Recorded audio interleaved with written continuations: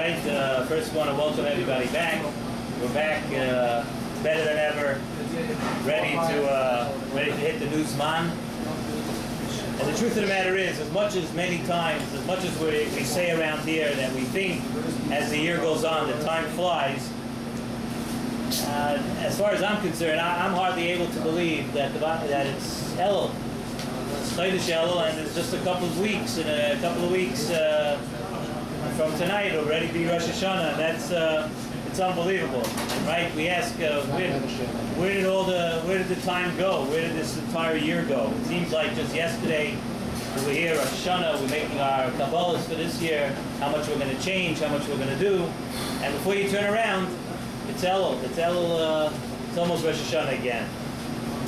The truth of the matter is, though, that Elul inaugurates a very, very special time of the year, a time when there's a unique closeness to HaKadosh Baruch Hu. There's a very unique relationship that we're able to have with HaKadosh Baruch Hu during this month of Elul. And we know everybody's familiar with the pasuk, Ani l'doidi, v'doidi li, I am to my beloved, and my beloved is to me. And we know that Rashi Tevas spells out Elul, but it's interesting, you should know, around Tisha B'Av time, I saw there's a medrash. The medrash in Eicha says that there's this ongoing dialogue between HaKadosh Baruch Hu and the Yidden. And the first part of the dialogue goes like this. HaKadosh Baruch Hu says, Shuva Elai, right? Ve'ashuva aleichem. He tells Klal Yisrael, you come back to me, the Shuva, get closer to me, come back to me, then ve'ashuva aleichem. And I will return to you, HaKadosh Baruch Hu is saying. And Klal Yisrael is the other half of the dialogue. Klal Yisrael says, Hashivenu Hashem Elecha, HaKadosh Baruch Hu, you come back to us, v'nashuva. And then after HaKadosh Baruch Hu, after you get close to us, we're going to come back and we're going to come close to you. So I was just thinking that if we look at this, Ani l'doidi, v'doidi li, I am to my beloved and my beloved is to me, if that represents Elul, I think what we're really saying about Elul is, okay, HaKadosh Baruch Hu, I know that we know that we have this ongoing dialogue of who should make the first move, us or HaKadosh Baruch Hu. So what we're saying, Ani l'doidi, v'doidi li, whichever way, whatever way you want to do it, it's okay. As long as we get that closeness, and as long as we get that relationship with HaKadosh Baruch Hu, we're saying, if we have to make the first move, we're going to make the first move. Of course, we'd like HaKadosh Baruch Hu also to do it. But Ani l'doidi v'doidi li, I am to my beloved is to me, whichever way it works, as long as in Elul, as long as we're closer to HaKadosh Baruch Hu. There's actually a very famous question that everybody asks about Elul. We know that Elul is a Zman for a person to start taking stock of what he did over the past year. It's a Zman of Tshuva.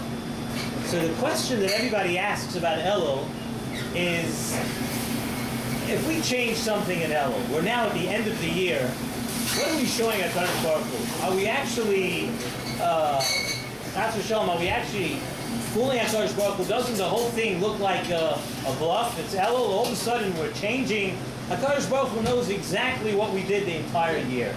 He knows how we behaved. He knows what we did. He knows what we did in private. He knows what we did in public.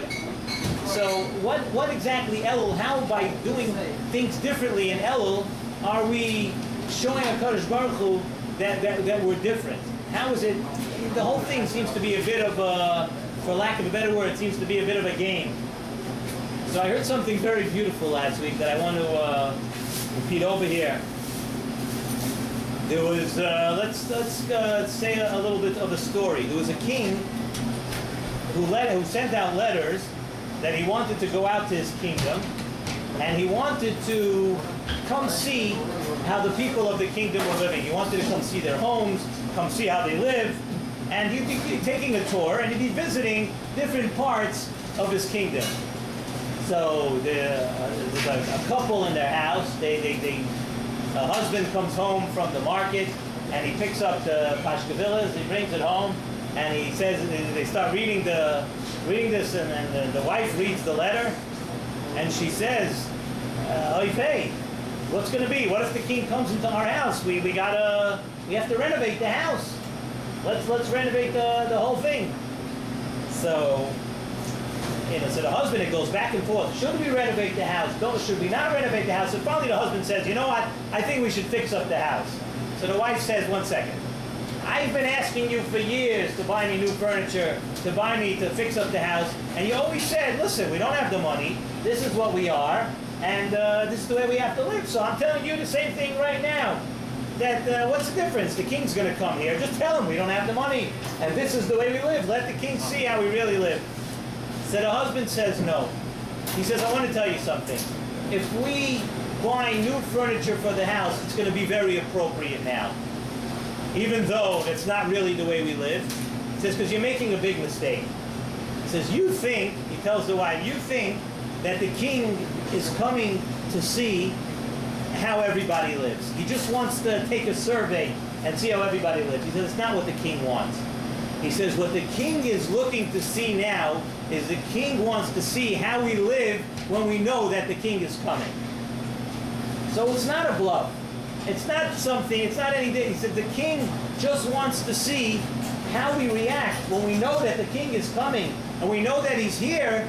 Yeah, the king knows that we live in a poor province and usually we don't have money. But that's not what the king wants to see. He wants to see how we live when we know that the king is coming. And that is Elul. That is Elul.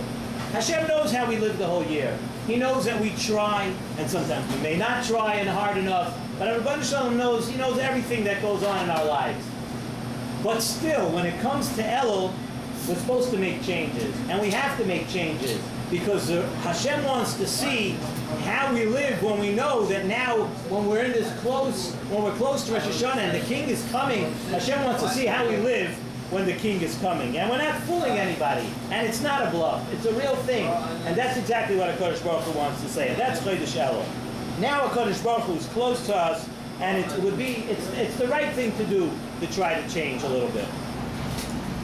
It happens to be that this week's Parsha gives us a couple of different lessons and gives us a couple of things that we could use to try to enter Chodesh Elul. I want to say over just this beginning of this week was the yard site of Rav Pam Zatzal.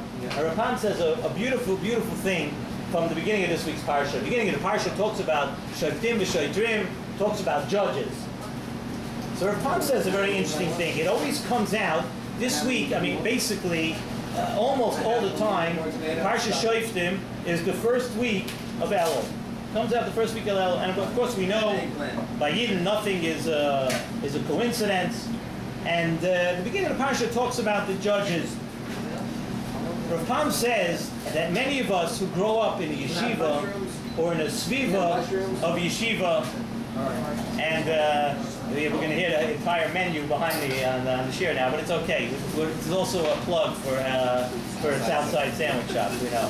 We got half the menu now, though. At least we got the other half. But Rav Pam says that when we talk about judges at the beginning of this week's parsha, it's also a lesson for us. He says, B'nai Torah that grow up in yeshiva, or people that grow around the yeshiva, he said, we're trained to do a very interesting thing. We are trained when we learn not to do anything or take anything at face value. Right? Sometimes we learn a Gemara, and we says, the Gemara says this, and how could it be that Rashi says this? We could work an hour to work out, to reconcile Rashi and Tosfos. We're trained to justify, take a look at the Machlokes and Shulchan Aruch, the Shach and the Taz. We could work hours to work out. Nothing is taken at face value. In other words, we're taught not to take any matter on the surface value. So Rav Pam says an interesting thing, and he says that this is an unbelievable segula for Rosh Hashanah, and to start for Elul. He says we should take this lesson of the way our minds are trained to work.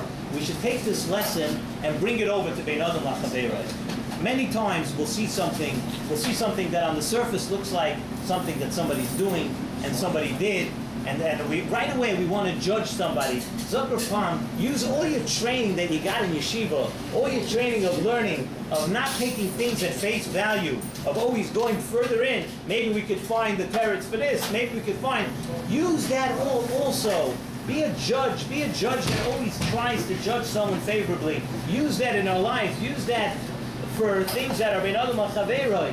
And that is one of the lessons we can learn from this week's parsha as a way to come to Rosh Hashanah, because that's what we want from HaKadosh Baruch Hu. We want Hashem to see, He sees what we do, and He sees what we've done, but we want HaKadosh Baruch Hu to try to judge us favorably.